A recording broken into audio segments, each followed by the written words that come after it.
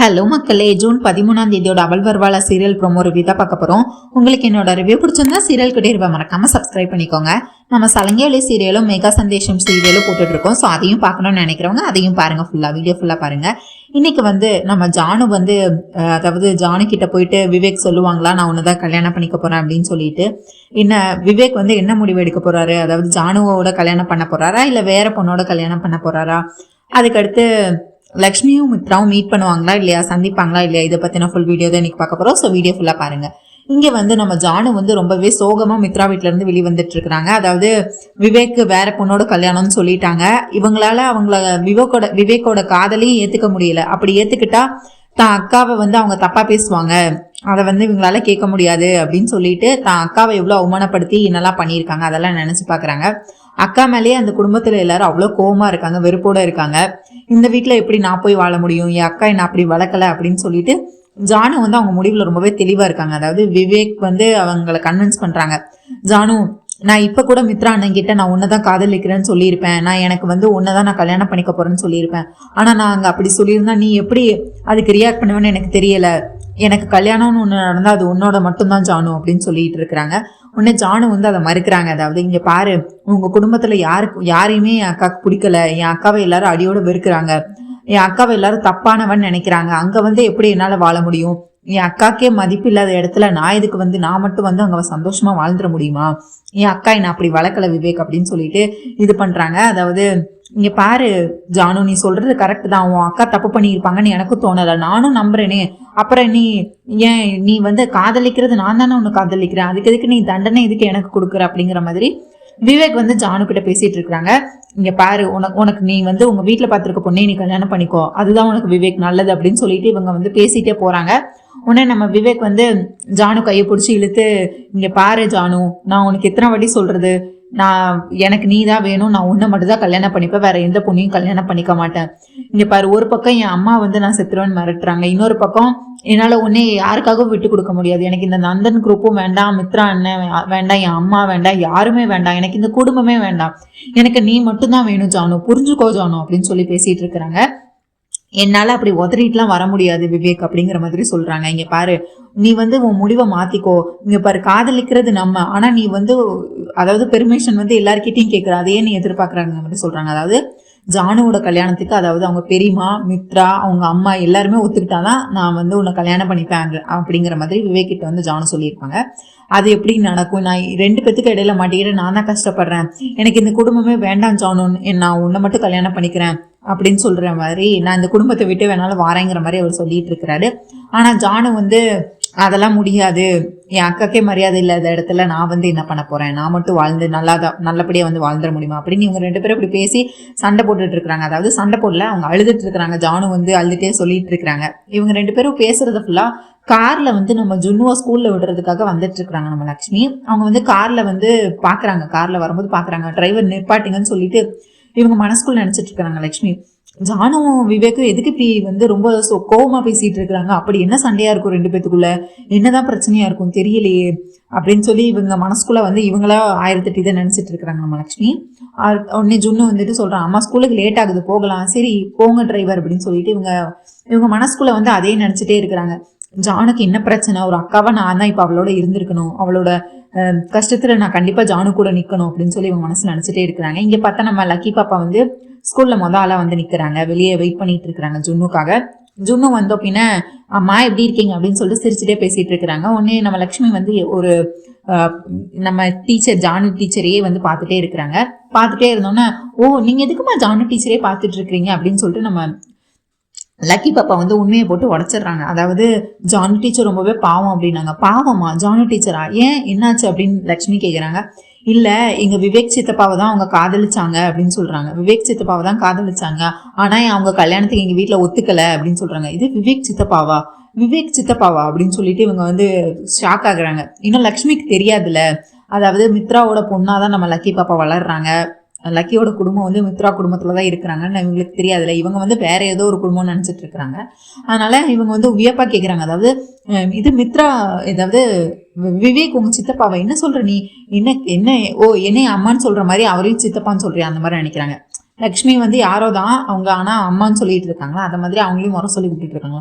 ஐயோ நீங்க தான் தப்பா புரிஞ்சுட்டு இருக்கிறீங்க, அது என்னோட சித்தப்பா தானே அப்படிங்கிற மாதிரி இவங்க திரும்ப திரும்ப அழுத்தி சொல்லிட்டு இருக்கிறாங்க.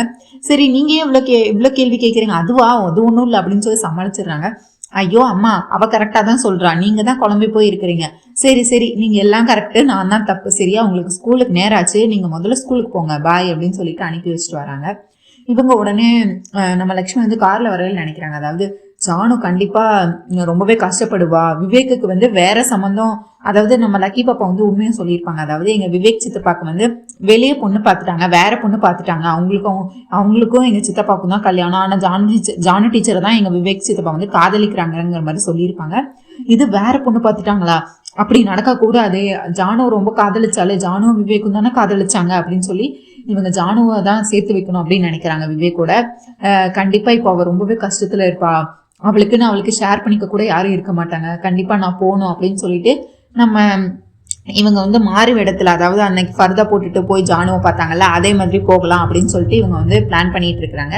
இங்க வந்து பாஸ்கர் வராரு. பாஸ்கர் வந்துட்டு ஃபைல்ஸ் எல்லாம் எடுத்துட்டு வந்திருக்காங்க. உடனே அரவிந்தா வந்துட்டு என்ன பாஸ்கர் என்ன பண்றீங்க அப்படிங்கிற மாதிரி கேட்டுட்டு, உடனே மித்ரா சார் வர சொன்னாங்க அப்படின்னு சொல்லிட்டு மித்ராவும் அங்கிருந்து வராரு. வந்தோடனே ஃபைல்ஸ் எல்லாம் கொடுத்து இவர் வந்து நீங்க எல்லாம் சைன் பண்ணுங்க மித்ரா சார் அப்படின்னு சொல்லிட்டு மித்ரா கையில எல்லா ஃபைல்ஸையும் கொடுக்குறாரு நம்ம பாஸ்கர். அப்புறம் வந்துட்டு அரவிந்தா வந்து கேள்வி சும்மா பேசிட்டு இருக்கிறாங்க. அப்ப பேசிட்டு இருக்கும்போது பாஸ்கர் வந்து உண்மையை சொல்றாங்க.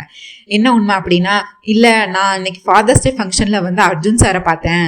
அந்த லக்கி பாப்பாவோட அம்மா வந்து அர்ஜுன் சாரோட தான் முன்னாடி வந்து அவங்க கூட தான் போனாங்க. அவங்கள பத்தி ஏதாவது ஆதாரம் கிடைக்குமா, அவங்க எங்க இருக்காங்க, அவங்க கிட்ட ஒரு உண்மையை சொல்லணும்னு கேட்டுக்கிட்டு இருந்தேன் அவங்கள அப்படின்னு சொல்லி இவங்க இந்த மாதிரி பேசிட்டு இருக்கிறாங்க. அரவிந்தா மனசுல ஒருவேளை அது லக்ஷ்மியா தான் இருக்குமா அப்படின்னு சொல்லி, ஒருவேளை அப்போ வந்து லக்கி வந்து என்னோட பேத்தி தானா அப்படிங்கிற மாதிரி இவங்க மனசுல நினைச்சிட்டு இருக்காங்க.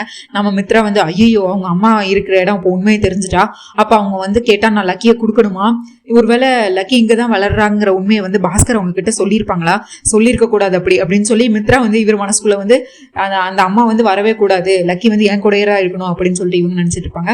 இவங்க வந்து அந்த பொண்ணு யாரு, அந்த பொண்ணு யாரு, அது யாரு, ஒருவேளை அது லட்சுமியா இருக்குமா இல்ல வேற யாராவது இருக்குமா, இதுக்கு பின்னாடி என்ன மர்மம் இருக்கு அப்படின்னு சொல்லி ஆளாளுக்கு மனசுக்குள்ள ஒண்ணு நினைச்சிட்டு இருப்பாங்க. இங்க மனிஷா வந்து அவங்களும் ஓட்டி கேட்டுட்டு இருப்பாங்க, மனிஷாவும் தேவியானும். அதாவது இவங்க அந்த உண்மையை மட்டும் சொல்லிட்டாங்க, ஒருவேளை லக்கியோட அம்மா இங்கதான் இருந்தாங்கன்னா அவங்க அம்மாவை இங்க வந்து சண்டை போட வச்சு லக்கியை அனுப்பி விட்டுறலாம், அதுக்கடுத்து எனக்கு மித்ராவோட கல்யாணம் பண்றதுக்கு எந்த தடங்களும் இருக்காரு, யாரும் தடையா இருக்க மாட்டாங்க அப்படின்னு நினைச்சு இவங்க மனசுக்குள்ள ஒரு கணக்கை போட்டுக்கிட்டு இருப்பாங்க நம்ம மனிஷா. அதுக்கடுத்து அந்த பாஸ்கர் சொல்லிடுவாரு, இல்ல அந்த பொண்ணு வந்து அவங்ககிட்ட இருந்தும் தப்பிச்சு ஓடிடுச்சான், அதனால அந்த பொண்ணை பத்தி ஏதாவது டீட்டெயில்ஸ் தெரிஞ்சா சொல்லுங்கன்னு கேட்டேன் அவங்க கிட்ட, அர்ஜுன் சார் கிட்ட. ஆனா அர்ஜுன் சார் வந்து அந்த பொண்ணை பத்தின எந்த டீட்டெயில்ஸும் எனக்கு தெரியாது, அந்த பொண்ணு எங்களை விட்டு ரொம்ப தூரமா போயிடுச்சு அப்படின்னு சொல்லிட்டாங்க அப்படின்னு சொல்றாங்க. உடனே இவங்க 2 பேரும் அப்பாடா இப்பதான் நிம்மதியா இருக்கு அப்படிங்கிற மாதிரி நம்ம இவர் வந்து மித்ரா வந்து இருக்கிறாரு. மனிஷா வந்து இதை நோண்டுறாங்க. அதாவது இல்லையே, ஒருவேளை இப்படி இருக்குமோ, ஒருவேளை அர்ஜுன் தெரிஞ்சுக்கிட்டே தான் போய் சொல்றாரா, இல்ல உண்மையில அவருக்கு தெரியலையா, எதுன்னு தெரியலையே அப்படின்னு சொல்லி தேவயானிகிட்ட சொல்லிட்டு இருக்காங்க. நீ எதுக்கு போய் இந்த விஷயத்த இவ்வளோ நோண்டிக்கிட்டு இருக்கா மனிஷா, இது தேவையே இல்லை அப்படின்னு. ஐயோ ஆண்டி என்ன தேவையில்லைன்னு சொல்றீங்க, இது ஒருவேளை அந்த லக்கி பொண்ணோட அம்மா மட்டும் அர்ஜுன் சாருக்கு தெரிஞ்சவங்களா இருந்தாங்கன்னா அவங்க பொண்ணு இங்கதான் வளருதுன்னு அவங்க அம்மா கிட்ட சொன்னா சண்டையை போட்டு கூட்டு போயிட மாட்டாங்க லக்கி இவங்க கிட்ட இருந்து. அப்படி மட்டும் கூட்டு போயிட்டாங்கன்னா அடுத்து எனக்கும் மித்ராக்கும் இடையில அந்த லக்கி பிசாஸ் மட்டும் போயிடுச்சுன்னா எனக்கும் மித்ராக்கும் இடையில யாரும் இருக்க மாட்டாங்க. அப்புறம் நான் ஈஸியா மித்ராவை கல்யாணம் பண்ணிக்கலாம். நான் முதல்ல அர்ஜுன் வீட்டுக்கு போய் நம்ம இதை பத்தி விசாரிக்கணும் அப்படின்னு சொல்லி இவங்கெல்லாம் வந்து இங்க வச்சு பிளான் பண்ணிட்டு இருக்காங்க. மித்ரா வந்து திரும்ப வாசலுக்கு வருவாரு. இவர் வந்து ஜான் கிட்ட பேசிட்டு ரொம்பவே சோகமா வந்துட்டு இருப்பாரு. உடனே சரி இந்த ஒர்க்கெல்லாம் நீங்க சைன் பண்ணியாச்சு பாஸ்கர், இந்த மிச்ச ஒர்க்கெல்லாம் நீங்க வந்து அர்ஜுன் கிட்ட மிச்ச ஒர்க்லாம் வந்து விவேக் கிட்ட சொல்லுங்க அப்படின்னு சொல்லிட்டு இருப்பாரு. ஆனா விவேக் வந்து அப்படியே சோகமா வருவாரு. இல்ல நான் கொஞ்ச நாள் ஆஃபீஸ் வர வேண்டாம்னு நினைக்கிறேன், எனக்கு ரொம்ப மைண்ட் டிஸ்டர்ப்டா இருக்கு, என் வாழ்க்கையே வந்து போன மாதிரி இருக்கு அப்படிங்கிற மாதிரி சொல்லிட்டு இருப்பாரு. சரி பாஸ்கர் நீங்க போங்க நான் பேசிக்கிறேன் அப்படின்னு சொல்லிட்டு, டேய் என்னடா ஆச்சு இப்போ உனக்கு அப்படின்னு சொல்லிட்டு மித்ரா வந்து விவேக் கிட்ட பேசிட்டு இருப்பாரு. மித்ரா வந்து கேட்பாரு, இப்போ என்ன ஆச்சு உனக்கு, என்ன உலகமா அழிஞ்சு போச்சு, எதுக்கு நீ இவ்வளவு சோகமா இருக்க அப்படிங்கிற மாதிரி. நான் ஜானுவை தான் காதலிக்கிறேன், அவளே என்னதான் காதலிக்கிறா, அவ உங்க வீட்டுல இருக்கிற எல்லாரும் சம்மதிச்சாதான் வந்து கல்யாணம் நடக்கும், அதுவும் இல்லாம அவங்க அக்காவை பத்தி தப்பா நினைச்சிட்டு இருக்காங்க எல்லாரும் அப்படின்னு சொல்லி அந்த மாதிரி சொல்றாங்க. லக்ஷ்மின்னு பேரை சொன்னோன்னே நமக்கு மித்ராக்கு வந்து லக்ஷ்மி பண்ண துரோகம் தான் ஞாபகம் வருது. அது துரோகம் இல்லை, ஆனா இவர் துரோகம் தான் நினைச்சிட்டு இருக்காரு. அதாவது கையெழுத்து போட்டு ஒட்டுமொத்த சொத்தும் வந்து இவரை விட்டு போனதுதான் அவருக்கு ஞாபகம் வருது. அது கேட்டோன்னே மண்டை சூடாயிருது நம்ம மித்ராக்கு. உடனே நீ அவளை நீ கல்யாணம் பண்ணிக்க தேவையில்ல, அவள் உன்னை வேண்டான்னு சொல்லிட்டு போனா நீ இருக்கிற அவகிட்ட போய் கெஞ்சிட்டு இருக்கணும், உனக்கு வீட்டுல நல்லா பொண்ணா பார்த்து கல்யாணம் பண்ணி வைக்கிறோம் அப்படின்னு சொல்லி திரும்ப மித்ராக்கு கோவம் வருது. அதாவது ஜானுவை காதலிச்சனா அவ உன்னை காதலிக்கிறான்னு இங்க வந்து கல்யாணம் பண்றா, அதுக்கடுத்து அவ அக்காவை பத்தின பேச்செல்லாம் எதுக்கு அப்படின்னு சொல்லி இவருக்கு கோவம் வருது. ஐயோ அண்ணா, என் வாழ்க்கையே முடிஞ்சு போன மாதிரி இருக்கு, நான் வாழ்க்கையில ஃபெயில் ஆன மாதிரி இருக்கு, இதுல நான் ஆஃபீஸ் வேலையை பார்க்கலன்னு நீ சொல்லிட்டு இருக்க, போங்கண்ணா அப்படின்னு சொல்லிட்டு பேசிட்டு இருக்கிறாங்க. இங்க பாரு அண்ணா, ஒவ்வொருத்தருக்கும் ஒவ்வொரு இது தோணும். உனக்கு லட்சுமி நீ தப்பு பண்ணியிருப்பாங்கன்னு உனக்கு தோணலாம், ஆனா எனக்கு அப்படி தோணலை அப்படின்னு சொல்லிட்டு இருப்பாங்க. ஆமா, கண்ணு முன்னாடி வீடியோ ஆதாரத்தை பார்த்ததுக்கு அப்புறமும் நீங்க நம்பலன்னா நீங்க அந்த லட்சுமி தான் இன்னும் நல்லவன் நினைச்சிட்டு இருந்தீங்களா, உங்களெல்லாம் திருத்தவே முடியாதுடா அப்படின்னு சொல்லி மித்ரா கோவப்பட்டு இருப்பாரு. உடனே அரவிந்தா வருவாங்க. அரவிந்தா அவங்களும் என்னதாண்டா பிரச்சனை, சும்மா நீங்களும் அடுத்த வக்காலத்தை வாங்கிட்டு நீங்க வராதிங்கம்மா அப்படின்னு சொல்லி நம்ம மித்ரா அரவிந்தாவையும் எதிர்த்து பேசுவாரு. நான் நீங்க பெரியவங்க, உங்களை எதிர்த்து பேசக்கூடாதுன்னு தான் நினைக்கிறேன், ஆனா நீங்க எனக்கு பிடிக்காத விஷயத்த திரும்ப திரும்ப பேசி எனக்கு கோவப்படுத்தாதீங்கம்மா அப்படின்னு சொல்லிட்டு மித்ரா சண்டை போட்டுட்டு இருப்பாரு. உடனே விவேக் அவர் பாட்டு ரூம்குள்ள போயிடுவாரு சோகமா. அர்ஜுன் அந்த பாஸ்கர் அந்த ஃபாதர்ஸ் டேல பேசினார்ல, அதை பத்தி நினைச்சிட்டே இருப்பாரு. உடனே இவருக்கு இப்ப லட்சுமியை பத்தி ஏதாவது தெரிஞ்சுக்கணும், அவ இத்தனை வருஷம் ஆச்சு இன்னுமே நம்ம கிட்ட உண்மையை சொல்ல மாட்டா, அப்படி என்ன ரகசியம் அவளுக்கு பின்னாடி மறைஞ்சிருக்கு, இவ எதுக்கு உண்மையை சொல்றா, எதுக்கு எல்லாரையும் பார்த்து வெளியே ஆட்களை பார்க்கவே பயப்படுறா, இவ என்ன அப்படி என்ன தப்பா பண்ணிருக்க போறா, அவ யாருக்குமே தப்பு பண்ண மாட்டா, யாரே மனதளவில் கூட யாரையும் கஷ்டப்படுத்தல, அப்புறம் எதுக்கு எல்லாரையும் பார்த்து ஓடுறா, இதுல ஏதோ ஒரு மர்மம் இருக்கு அப்படின்னு நினைச்சிட்டு இருக்காரு. அவர் வேற அன்னைக்கு ஏதோ ஒரு உண்மைன்னு சொன்னார், அது என்ன உண்மைன்னு வேற தெரியல அப்படின்னு சொல்லி அதுக்கடுத்து அர்ஜுன் இப்படி யோசிச்சுட்டே இருக்கும்போது அவங்க அம்மா என்னடா அர்ஜுன் எதுக்கு இவ்வளவு சோகமா இருக்காங்க மாதிரி, இந்த மாதிரி அன்னைக்கு நாங்க ஸ்கூல்ல போயிருந்தப்போ ஒருத்தவங்க வந்தாங்க, அது லட்சுமியோட அண்ணன், ஆனா சொந்த அண்ணன் கிடையாது, அந்த டி எஸ்டேட்ல முன்னாடி இருந்தாங்கல்ல அவர் பேரு பாஸ்கர், அவரோட சொந்த தங்கச்சி லட்சுமி கிடையாது, ஆனா அவருக்கு ஒரு வகையில லட்சுமியும் தங்கச்சியா, அவர் அன்னைக்கு லட்சுமி பத்தி என்கிட்ட விசாரிச்சாரு, நான் தெரியலன்னு போய் சொல்லிட்டேன், லக்ஷ்மி அவளை பத்தி யாருக்கும் தெரியக்கூடாதுன்னு சொன்னாங்க, அதனால நான் சொல்லலாமா அப்படின்னு சொல்லிட்டு இருந்தாங்க. உடனே நீ அப்படி செஞ்சிருக்க கூடாது, அவங்க தங்கச்சியை பத்தி கேட்டா நீ உண்மையதான் சொல்லியிருக்கணும் அப்படின்னு சொல்லி இவங்க சொல்லியிருக்காங்க. நீ உனக்குதான் லக்ஷ்மியை பத்தி தெரியும்ல, அது அவ அண்ணன் தானே, அப்புறம் என்ன, இல்லம்மா அவதான் அவங்க குடும்பத்தை பார்த்தே பயந்து ஓடுறாளே, அப்புறம் எதுக்கு, ஒருவேளை உண்மை தெரிஞ்சதுனாலதான் அன்னைக்கு அந்த பாஸ்கரை விட்டு நம்ம கூட வந்தா, இப்ப நம்ம இந்த உண்மையை சொன்னோன்னு தெரிஞ்சா நம்மளை விட்டு வேற எங்கேயாவது போயிட்டா நான் என்னமா பண்ணுவேன், அதுக்காக தான் நான் அவர்கிட்ட அன்னைக்கு போய் சொல்ல வேண்டியதாச்சு, இங்க பாரு அர்ஜுன் நீ போய் சொன்னது தப்புதான் அப்படிங்கிற மாதிரி அவங்க அம்மா சொல்லிட்டு இருப்பாங்க. அதுவும் இல்லாம லக்ஷ்மி ரொம்ப நல்ல பொண்ணுதான், அவகிட்ட எந்த கெட்ட பழக்கமும் இல்ல, அவ எல்லாருக்கும் அன்பா இருக்கா, எல்லார் மேலேயும் பாசமா இருக்கா, எல்லாரையும் அன்பா பாத்துக்கிறா, அவ மேல ஒரு குறை கூட சொல்ல முடியல, உன்னோட பிசினஸ்க்கு உதவி பண்ற எல்லாத்துலயுமே உனக்கு அவ பெஸ்டா இருக்கா, அப்புறம் எதுக்கு நீ அவ ஏன் அந்த முன் வாழ்க்கையை பத்தி எதுக்கும் சொல்ல மாட்டான்னு எனக்கு தெரியல, ஆனா அவ புருஷன் நல்லவனா கெட்டவனான்னு தெரியல, அவ புருஷனை விட்டுட்டு எதுக்காக பிரிஞ்சு வந்தான்னு எனக்கு தெரியல, ஆனா அது யாருன்னு நம்ம தெரிஞ்சுக்கணும், எதுக்காக அவ ஓடுறா, எதுக்காக பயப்படுறா நம்ம கண்டுபிடிக்கணும் அப்படின்னு சொல்லி அர்ஜுனும் அவங்க அம்மாவும் பேசிட்டு இருப்பாங்க. உடனே அர்ஜுன் ஆமாம்மா இதை நம்ம இப்படியே விடக்கூடாது, லட்சுமியோட வாழ்க்கையில முன் வாழ்க்கையில என்னதான் நடந்துச்சு, அப்படி என்ன பெரிய துயரம் நடந்துச்சு நான் கண்டுபிடிக்கணும், இதை நான் லட்சுமிக்கே தெரியாம நான் அதுக்கான வேலையெல்லாம் பாக்குறேன், லட்சுமி யாரு, அவர் புருஷன் யாரு, அவ குடும்பம் என்ன குடும்பம், அவ எங்க இருந்து வந்திருக்கா, எல்லாத்தையும் நான் கூடிய சீக்கிரமே கண்டுபிடிக்கிறேமா அப்படின்னு சொல்லி அர்ஜுன் இப்போ இனிமேல் லட்சுமி பத்தின டீட்டெயில்ஸ் எல்லாம் கண்டுபிடிக்கிறதுக்காக ரெடி ஆயிட்டு இருக்காரு. இங்க இவங்க ஃபர்தாவை போட்டுட்டு ஜானு வீட்டுக்கு வராங்க. ஜானு வீட்டுக்கு வந்துட்டு கதவு தட்டுறாங்க. உள்ள வந்தோடனே யார் வேணுங்கிற மாதிரி, நான் அன்னைக்கே டியூஷன் கிட்ட வந்தேன்ல அப்படின்னு சொல்றாங்க. நான் அன்னைக்கே உங்ககிட்ட டியூஷன் எடுக்க மாட்டேன்னு சொன்னேன்ல, ஐயோ நான் இப்போ டியூஷனுக்காக வரலமா, நான் உங்ககிட்ட பேசணும், ஏன் வெளியே வச்சேதான் பேசுவீங்களா, ஐயோ மறந்துட்டேன், சரி உள்ளவாங்க அப்படின்னு சொல்லிட்டு இருக்காங்க. இங்கே பார்த்தா நம்ம மித்ராவும் வராங்க. மித்ரா ஜானு கிட்ட நம்ம கடைசி ஒரு வாட்டி பேசி பார்க்கலாம், விவேக் கூட கல்யாணம் பண்ணிக்கோன்னு சொல்லி, ஏன்னா யாரோ பண்ண தப்புக்கு எதுக்கு ஜானு அதுக்கு தண்டனை அனுபவிக்கணும், விவேக்கும் ஜானுவை தான் காதலிக்கிறான், ஜானுவும் விவேக்கை தான் காதலிக்கிறாங்க, அதனால அவங்க ரெண்டு பேரையும் சேர்த்து வைக்கிறது தான் நல்லது, நம்ம கடைசி ஒரு வாட்டி ஜானு கிட்ட போய் பேசி பார்க்கலாம் அப்படின்னு சொல்லிட்டு ஜானு வீட்டுக்கு பார்த்தா மித்ரா கார்ல வந்துட்டு இருக்கா. நம்ம லக்ஷ்மி ஜானு கிட்ட பேசிட்டு இருக்கிறாங்க. அதுக்கு அடுத்து என்ன பண்ண போறா, அடுத்து கல்யாணம் எல்லாம் என்ன பண்ண போறா அப்படிங்கிற மாதிரி பேசிட்டு இருக்கிறாங்க. இல்ல நான் விவேக்குங்கிறத காதலிக்கிறேன், ஆனா என்னால அவரை கல்யாணம் பண்ணிக்க முடியாது, அந்த குடும்பத்துல இருக்கவங்க எல்லாருமே என் அக்காவை தப்பா பேசுறாங்க, என் அக்கா தப்பானவன் நினைச்சிட்டு இருக்காங்க, அதனால அப்படி ஒரு இடத்துல என் அக்காவுக்கு மரியாதை இல்லாத இடத்துல நான் கல்யாணம் பண்ணிக்க மாட்டேன் அப்படின்னு நம்ம லக்ஷ்மி மாறு இடத்துல இருக்கிறாங்க. லக்ஷ்மி கிட்டேயே லக்ஷ்மியை பத்தி பெருமையா பேசிட்டு இருக்கிறாங்க நம்ம ஜானு. என் அக்கா என்ன அப்படி வளர்க்கல அப்படின்னு சொல்லிட்டு இருக்கிறாங்க. நீங்க என்ன உங்க வார்த்தைக்கு வார்த்தை உங்க அக்காவை பத்தியே பேசிட்டு இருக்கீங்க அப்படின்னு சொல்லிட்டு கேக்குறாங்க. எனக்கு என் அக்கா ரொம்பவே பிடிக்கும், நான் உங்ககிட்ட பேசும்போது என் அக்கா கிட்ட பேசுற மாதிரியே எனக்கு இருக்கு, இத்தனை வருஷம் வந்து இந்த உலகமே நம்பிட்டு இருக்கு என் அக்கா இறந்துட்டாங்கன்னு. ஆனால் எனக்கு ஏதோ ஒரு மனசு ஓரத்தில் வந்து எனக்கு ஏதோ ஒரு பிலீஃப் இருக்குது, என் அக்கா இன்னும் உயிரோடு தான் இருக்கிறா அப்படின்னு எனக்கு வந்து ஒரு பிலீஃப் இருக்குது. நீங்கள் வந்து பேசும்போது நீங்கள் வந்து பேசும்போது என் அக்காவே என்கிட்ட பேசுகிற மாதிரி இருக்குது அப்படின்னு சொல்லிட்டு லக்ஷ்மி கிட்ட சொல்கிறாங்க. லக்ஷ்மி வந்து மனசில் நினைக்கிறாங்க, அதாவது நான் உன் அக்கா தான் ஜானு, ஆனால் இப்போ என்னால் என்னோட ஐடென்டிட்டியை இப்போ என்னால் உங்ககிட்ட காட்ட முடியாத இடத்துல நான் இருக்கிறேன் ஜானு, என்னை மன்னிச்சிரு அப்படின்னு சொல்லி நம்ம லக்ஷ்மி வந்து அவங்களுக்குள்ளே மன்னிப்பெல்லாம் கேட்டுக்கிறாங்க. அதாவது உன் கண்ணு முன்னாடியே தான் உன் அக்கா இருக்கிறேன், ஆனாலும் நீ வந்து என்னால் என் மூஞ்ச என்னால் என் மூஞ்ச உன்கிட்ட காட்ட முடியாது ஜானு, மன்னிச்சிரு அப்படின்னு சொல்லிட்டு, அதுதான் உன்னை அந்த பையன் உன்னை ரொம்ப காதலிக்கிறான்ல, நீ அவனே கல்யாணம் பண்ணிக்கோ, அது வந்து பேசுறவங்க பேசிட்டு தான் இருப்பாங்க, அதுக்காக நீ உன் வாழ்க்கையை இப்படியே வச்சுட்டு இருக்க போறியா அப்படின்னு சொல்லிடுறாங்க.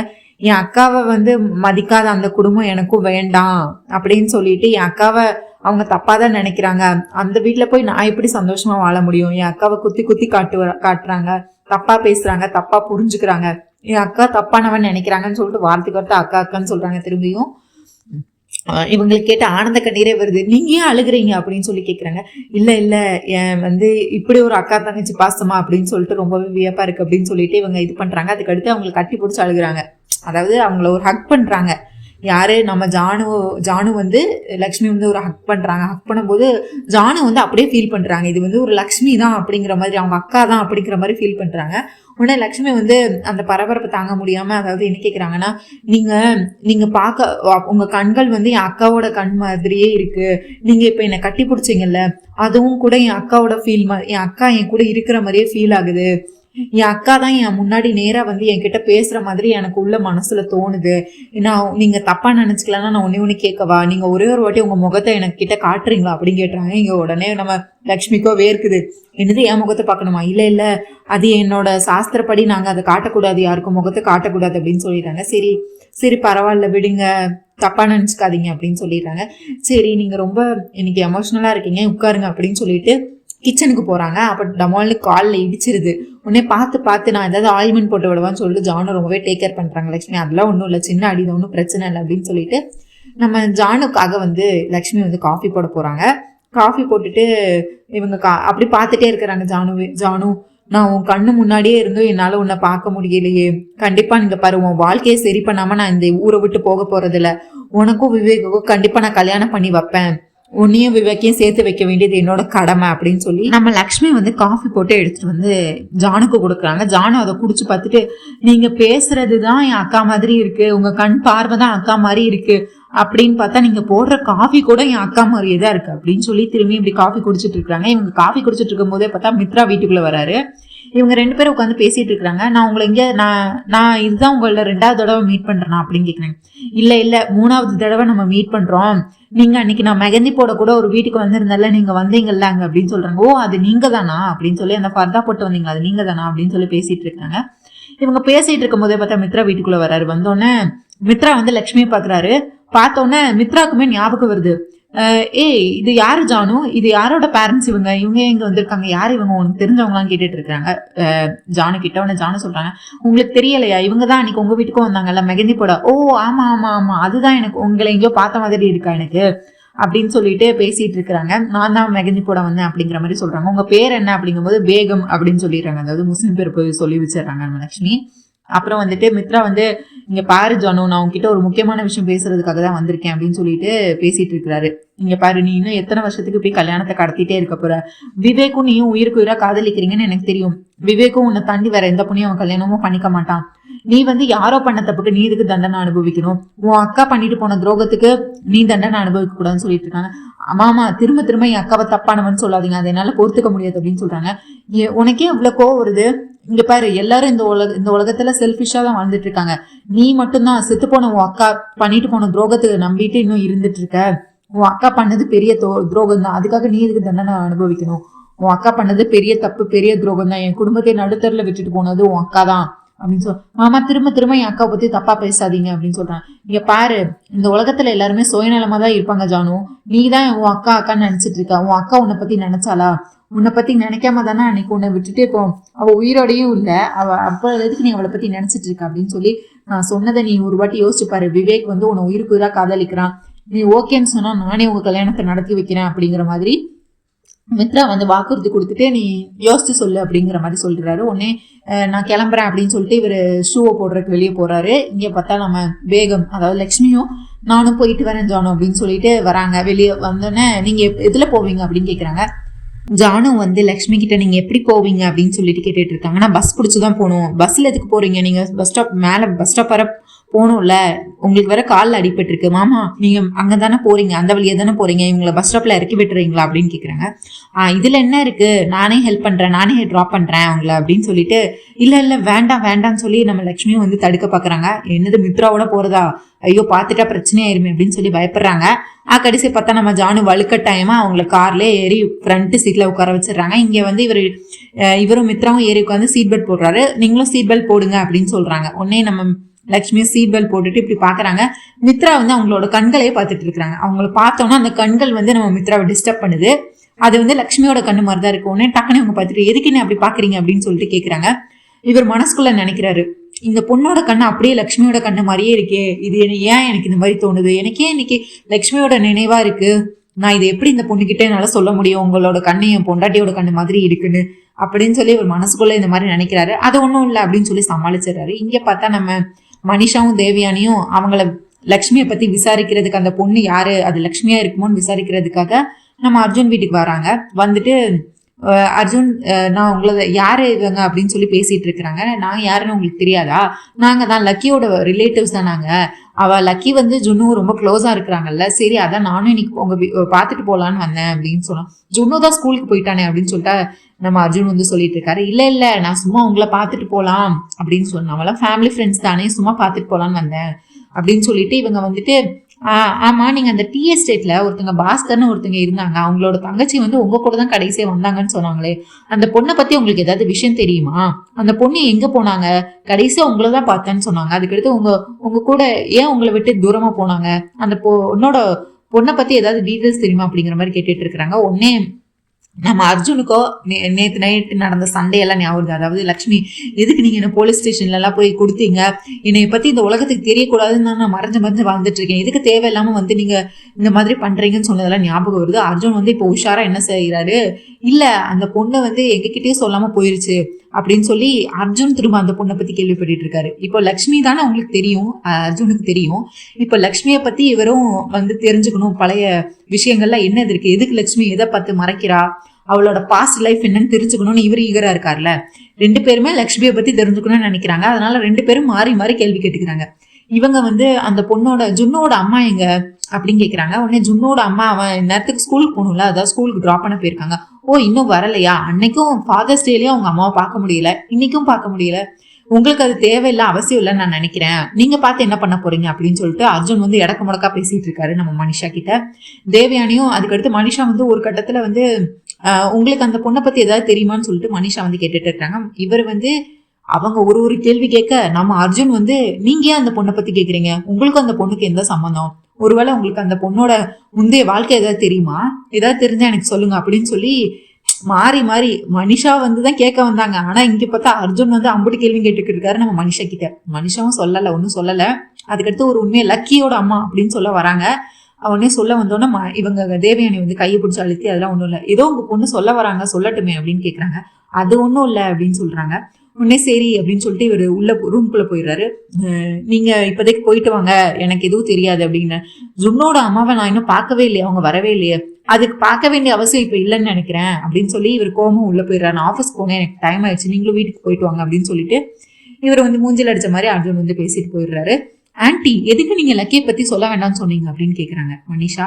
இங்க பாரு, ஒருவேளை அந்த பொண்ணு டி எஸ்டேட்ல வேலை பார்த்த பொண்ணு திரும்ப இங்க வந்து இவன் கிட்ட பேசி அந்த இவனோட பொண்ணு அங்கதான் வளருதுன்னு மட்டும் தெரிஞ்சு அங்க வந்து சண்டை போட்டது யாரு சொன்னான்னு கேட்டா உன் பேரை சொன்னாங்க, மனிஷா தான் சொன்னாங்கன்னு தெரிஞ்சதுன்னா அதுக்கடுத்து அரவிந்தா உன்னைய இந்த ஜென்மத்துல மித்ராவோட சேர்ந்து வாழ விட மாட்டா, உன்னை பிரிச்சிருவா மித்ரா கிட்ட இருந்து நிரந்தரமா அப்படின்னு சொல்றாங்க. ஆமா ஆன்டி, இது ரொம்ப யோசிக்க வேண்டிய விஷயம் தான், ஆனா இதை யோசிக்கவே இல்லை பாத்தீங்களா, ஆமா நீ கோவம் வந்தா என்ன பேசுறேன்னு தெரியாமலே பேசிட்டு இருக்க நீ பாட்டு அப்படின்னு சொல்லி இவர் வந்து பேசிட்டு இருக்கிறாங்க. இந்த மாதிரி அதுக்கு தானே நான் உன் கூட துணைக்கி இருக்கேன், உன் கோவத்தை எப்படி பேசணுங்கிறதுக்காக அப்படின்னு சொல்லிட்டு மனிஷாவும் தேவயானி பேசிட்டு இருக்கிறாங்க. அதுக்கடுத்து இவங்க சொல்றாங்க, இல்ல நம்ம வந்து லக்ஷ்மியை பத்தி ஏதாவது டீட்டெயில்ஸ் தெரியுமான்னு கேட்க வந்தா இவர் என்ன நம்ம இவர்கிட்ட கேள்வி கேட்க வந்தோமா இல்ல இவரு நம்ம கிட்ட கேள்வி கேட்க வந்தோமாங்கிற மாதிரி ஆயிட்டே அப்படின்னு சொல்லிட்டு மனிஷா வந்து பேசிட்டு இருப்பாங்க. இங்க வந்து நம்ம மித்ரா வந்து லக்ஷ்மியோட கண்களை பார்த்துட்டு அது அப்படியே லக்ஷ்மி மாதிரி இருக்கு, அது அவங்க கிட்ட சொல்லவும் முடியாது, அதை ஃபர்தா போட்டிருக்கிறது லக்ஷ்மி தான். ஆனா லக்ஷ்மின்னு அவங்க சொல்லல, அவங்க பேகம் தானே சொல்லியிருக்காங்க. அவங்க வந்துட்டு தன்னை ஒரு முஸ்லிம் பொண்ணாதான் காட்டியிருக்காங்க. உடனே இருந்தாலும் வந்துட்டு எதுக்கு நீங்க எதுவுமே பேசாமலே வந்துட்டு இருக்கிறீங்க அப்படின்னு சொல்லி மித்ரா வந்துட்டு ஏதாவது பேசணும் அப்படின்னு சொல்லிட்டு கார்ல ஒன்னாதான் போயிட்டு இருக்காங்க நம்ம மித்ராவும் லக்ஷ்மியும். எதுக்கு அமைதியாவே இருக்கணும், ஏதாவது பேசணும்ல அப்படின்னு சொல்லிட்டு நீங்க ஏன் அமைதியாவே இருக்கிறீங்க, முதல்ல நீங்க எப்படி ஜானுக்கு ஃப்ரெண்டானீங்க, அவளுக்கு ஆறுதல் சொல்ற அளவுக்குலாம் நீங்க என்ன அவ்வளோ க்ளோஸா, நீங்க என்ன அவ்வளோ பெரிய பெஸ்ட் ஃப்ரெண்ட்ஸா அப்படிங்கிற மாதிரி கேட்டுட்டு இருக்காங்க. உடனே இல்ல ஏன் ஆறுதல் சொல்றதுக்கு பெஸ்ட் ஃப்ரெண்டா தான் இருக்கணுமா என்ன அப்படின்னு சொல்லிட்டு, இல்லை நான் இந்த வழியா ஒரு வேலையா வந்தேன், ஜானுவை பார்த்தேன், அவங்க முகம் ரொம்பவே வாடி போய் இருந்தது, ரொம்பவே சோகமா இருந்தாங்க, எனக்கு ரொம்ப கஷ்டமா இருந்துச்சு, அதனால அவங்க கிட்ட கொஞ்சம் நேரம் பேசி நேரம் செலவிடலான்னு போனேன், அதுக்காக தான் நான் அதுக்கு அடுத்து தான் அவங்க இந்த மாதிரி கஷ்டத்தை சொன்னாங்க அப்படின்னு சொல்லிட்டு இருக்கிறாங்க. உடனே நம்ம மித்ராக்கு வந்து, ஓ நீங்க வந்து அந்த அளவுக்கு பெஸ்ட் ஃப்ரெண்ட்ஸா நீங்க ரெண்டு பேரும், ஏன் கஷ்டத்தை கேட்கறதுக்கு பெஸ்ட் ஃப்ரெண்டா தான் இருக்கணுமா என்ன, நான் வந்து ஜானோட பெஸ்ட் ஃப்ரெண்டான்னு கேட்டானா எனக்கு தெரியல, ஒருத்தங்க கஷ்டத்துல இருக்கும்போது நம்மளால முடிஞ்ச உதவியா பண்ணணும் அப்படிங்கிற மாதிரி இன்டைரக்டா லக்ஷ்மி வந்து சொல்லிட்டு இருப்பாங்க. ஆமா நீங்க ஏன் அதாவது ஜானோட அக்காவை ஏன் நீங்க இவ்வளவு வெறுக்கிறீங்க அப்படின்னு சொல்லிட்டு லக்ஷ்மியை கேக்குறாங்க. அதாவது நீங்க ஏன் ஜானோட அக்காவை இந்த அளவுக்கு வெறுக்கிறீங்க, நீங்க வெறுக்கிறதுக்கு என்ன காரணம், அப்படி என்ன உங்களுக்கும் பிரச்சனை அப்படின்னு கேட்பாங்க.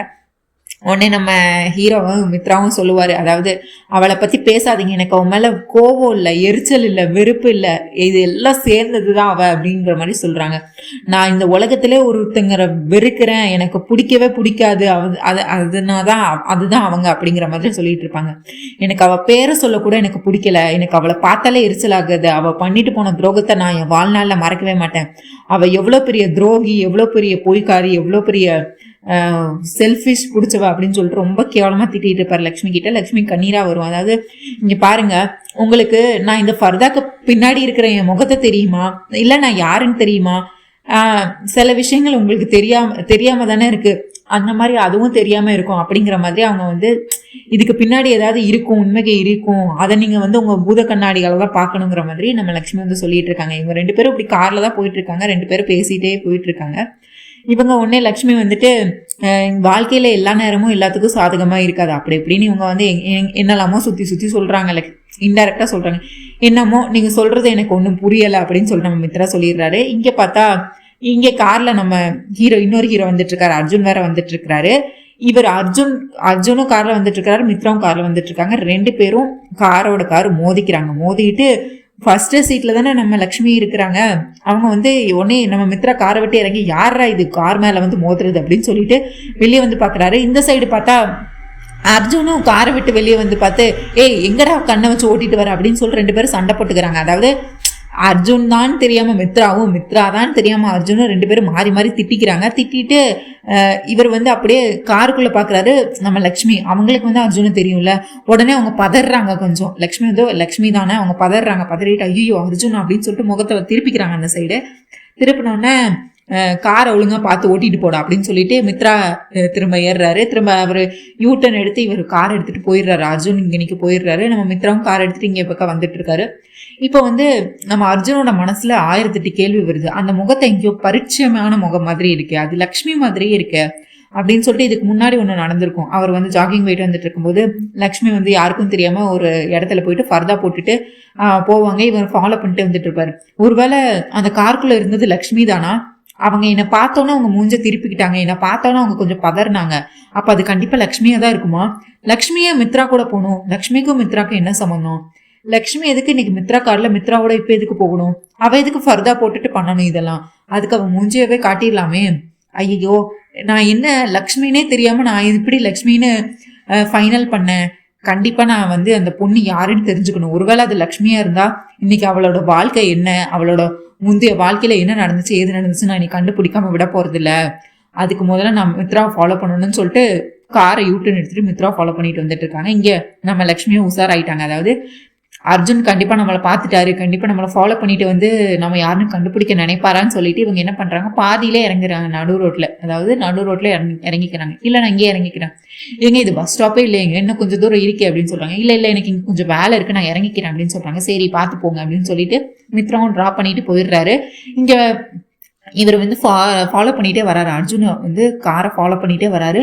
ஃபாலோ பண்ணிட்டே வந்துட்டு இந்த தான் போதும் அந்த ஃபர்தா போட்ட பொண்ணுன்னு சொல்லிட்டு ஃபாலோ பண்ணிட்டு வந்துட்டு அந்த பொண்ணை பார்த்து இப்படி ஃபாலோ பண்றாங்கன்னு தெரிஞ்சோன்னா அந்த பொண்ணு வந்து திரும்பி பார்க்குது. திரும்பி பார்த்தோன்னே கிட்ட போறாங்க 2 பேரும். இங்க பாரு லட்சுமி, இது நீ தான் எனக்கு தெரியும், நீ அன்னைக்கு ஒரு நாள் ஃபர்தா போட்டுட்டு இப்படிதான் எங்கேயோ போன, அது எனக்கு என்னன்னு தெரியல, நான் அன்னைக்கு கேட்கல. ஆனா நீ இன்னைக்கு எதுக்கு நீ மித்ராவோட கார்ல மித்ராவோட வந்துகிட்டு இருந்தேன்னு எனக்கு புரியல. உன் முந்தைய வாழ்க்கையில அப்படி என்னதான் நடந்துச்சு, அப்படி என்ன உனக்கு சோகம் நடந்துச்சு, அப்படி என்ன உனக்கு தப்பு நடந்துச்சுன்னு நீ சொல்லு. இதுக்கு மேலேயும் நீ மறைக்காத உன்னோட முந்தைய வாழ்க்கைய. தயவு செஞ்சு எதுவா இருந்தாலும் நீ இப்ப என்கிட்ட உண்மையை சொல்லு ப்ளீஸ் லட்சுமி. இதுக்கு மேல என்னால பொறுத்து இருக்க முடியாது. நானும் உனக்கு நிறைய டைம் கொடுத்துட்டேன், ஆனா நீ வந்து உண்மையை சொல்ற மாதிரி இல்ல, எனக்கு இன்னைக்கு உண்மை தெரிஞ்சாகணும் லட்சுமி அப்படின்னு சொல்லி கேட்டுறாரு. உடனே அந்த பொண்ணு வந்து ஃபர்தாவை எடுத்து காட்டுது. அது பார்த்தா நம்ம லட்சுமியும் இல்ல, வேற ஒரு பொண்ணு. ஓ சாரி, நீங்களா? சாரி, எனக்கு பரிச்சயமான முகமா இருந்துச்சுன்னு வந்து பேசிக்கிட்டு இருந்தேன், சாரிங்க, நான் எனக்கு தெரிஞ்சவங்கன்னு நினைச்சேன் உங்ககிட்ட பேசிட்டு இருந்தேன், சரிப்பா நீ பார்த்துப்போ அப்படின்னு சொல்லிட்டு போயிடுறாங்க. சி, அது லக்ஷ்மியே இல்லையா? நான் லக்ஷ்மியே நினைச்சிட்டு இருக்கனால எனக்கு லக்ஷ்மின்னு தோணுச்சா? சார் நான் ஏன் இப்படி நினைச்சேன்? நான் இதுக்கு முதல்ல மித்ராக்கும் லட்சுமிக்கும் என்ன சம்மந்தம் இருக்க போகுது? மித்ரா எதுக்கு மித்ராவோட கார்ல எதுக்கு நம்ம லட்சுமி போக போறா? மித்ராவை தான் லட்சுமிக்கு யாருன்னே தெரியாது அப்படின்னு நினைச்சிட்டு இவரை வந்து இவரே மனசை வந்து சாந்திப்படுத்திக்கிறாரு. அதாவது அது லட்சுமி இல்ல, வேற ஒரு பொண்ணு தான் அப்படின்னு சொல்லிட்டு. இங்க வந்து நம்ம அரவிந்தா வந்து விவேக் கிட்ட வந்து பேசுறாங்க. விவேக் கிட்ட நடந்த உண்மைகள் எல்லாமே சொல்லிடுறாங்க. அதாவது லட்சுமி பண்ண தியாகத்தை பத்தி எல்லாத்தையுமே சொல்லிடுறாங்க. உடனே விவேக் வந்துட்டு, பெரியமா லட்சுமி அண்ணி இவ்வளோ தியாகம் பண்ணியிருக்காங்க, அது எதுக்கு நீங்க அண்ணா கிட்ட சொல்லல? நீங்க அண்ணா கிட்ட இந்த உண்மையை சொல்லியிருக்கலாமே, எதுக்கு நீங்க மறைச்சிங்க? அப்போ லக்ஷ்மி அண்ணி நம்ம வாழ்க்கைக்காக அவங்க உயிரியே தியாகம் பண்ணிட்டாங்களா அப்படின்னு சொல்லி கேட்டுட்டு இருப்பாங்க. ஆமா, இங்க பாரு விவேக், உனக்கு நல்லாவே தெரியும் மித்ரா வந்து லக்ஷ்மி எவ்வளவு காதலிச்சான்னு சொல்லிட்டு, அவன் மேல எவ்வளவு அனுபவிச்சிருந்தான்னு சொல்லிட்டு. இப்ப அவன் உயிரோட இல்ல, அவ இறந்துட்டா, இவ்வளவு பெரிய தியாகத்தை பண்ணி அவன் இறந்துட்டான்னு சொன்னா அவன் பைத்தியம் ஆயிடுவான், அவன் வாழ்க்கை அவனை விட்டு போயிடும். அப்ப நீங்க மனிஷா பத்தின முகத்தெரியாது கிழிச்சிருக்கல, அவ இவ்வளவு கொடுமையும் பண்ணிட்டு இவ்வளவு தப்பு பண்ணிட்டு அவ இந்த வீட்டுல கெத்தா சந்தோஷமா சுத்திக்கிட்டு இருக்கா, எனக்கு அவளை பார்க்கவே பிடிக்கல அப்படின்னு சொல்லி மனிஷா பத்தி பண்ண தப்பையாவது நீங்க சொல்லியிருக்கணும்ல பெரியமா அப்படின்னு கேக்குறாங்க. இங்க பாரு விவேக், மனிஷா பண்ண தப்போ உன் அண்ணன் கிட்ட சொல்றதா இருந்தாலும் அப்போ அதுக்கு பின்னாடி வந்து லக்ஷ்மி இருப்பான்னு உங்களுக்கு தெரியாத, லக்ஷ்மியை பத்தி சொல்ல வேண்டிய சூழ்நிலை வரும், அதனாலதான் நான் சொல்லல. இங்க பாரு, நான் எல்லாமே வந்து மித்ராவோட நலனை கருதி தான் நான் இந்த உண்மையை வந்து சொல்லல, மனிஷா பத்தின உண்மையை சொல்லல. மனிஷா பத்தி சொல்றது மாதிரி இருந்தா நான் எப்போ சொல்லியிருப்பேன். ஆனா மனிஷா பத்தின உண்மைகள் வெளியே வந்தா அப்ப நம்ம லக்ஷ்மியை பத்தியும் சொல்ல வேண்டி வரும், அதுக்காகத்தான் நான் அந்த உண்மையெல்லாம் மறைச்சேன் அப்படிங்கிற மாதிரி நம்ம அரவிந்தா வந்து விவேக் கிட்ட பேசுறாங்க. விவேக்கும் ஆனந்த கண்ணீர்ல, அதாவது இவ்வளவு பெரிய தியாகம் அண்ணி நமக்காக பண்ணியிருக்காங்களா அப்படின்னு நினைச்சு ரொம்பவே ஷாக் ஆயிடுறாரு.